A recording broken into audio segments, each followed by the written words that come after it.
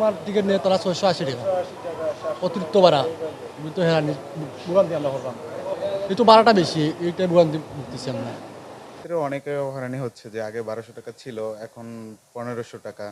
যে সবাই যে মানুষের যে ইনকামটা যে দরকার, যে মানুষ 1200 টাকা দিচ্ছে, দিতে মানুষের অনেকের হিমশিম খেয়ে যাচ্ছে, যে এখন অনেকের 1500 টাকা দিতে হচ্ছে। যে এখন যাত্রী কম আগের তুলনায়, যে আগে যেরকম ছিল যে 50% ছিল প্রতি গাড়িতে, এখন দেখা যাচ্ছে ওইরকম হচ্ছে না। দেখা যাচ্ছে 30% হয়ে গেছে। যে আজকে সারাদিনে আমার যেরকম প্রতিদিন যেরকম সেল হতো, তো আগের তুলনায় অনেক কম।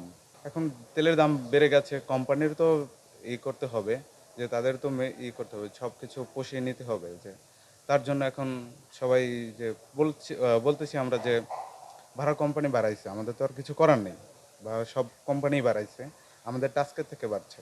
অন্য কোম্পানি দেখা যাচ্ছে কালকে অনেকে ছিল যে যারা কালকে আপনার ভাড়া বাড়াইছিল, আমাদের আজকে সকাল থেকে গতকালকে রাত পর্যন্ত যারা টিকিট নিছে তারা 1200 টাকায় টিকিট নিচ্ছিল।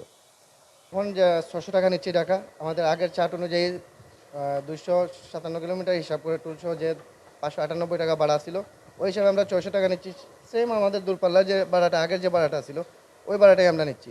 সেক্ষেত্রে আমাদের মালিক সমিতি প্রতি সময় 100 টাকা 50 টাকা এরকম কমায়। ওই ভাড়াটা আমরা এখন দেখাচ্ছে যে আমরা বাড়তি নিচ্ছি, আসলে আমরা বাড়তি নিচ্ছি না, আমাদের আগের ভাড়াই নিচ্ছি।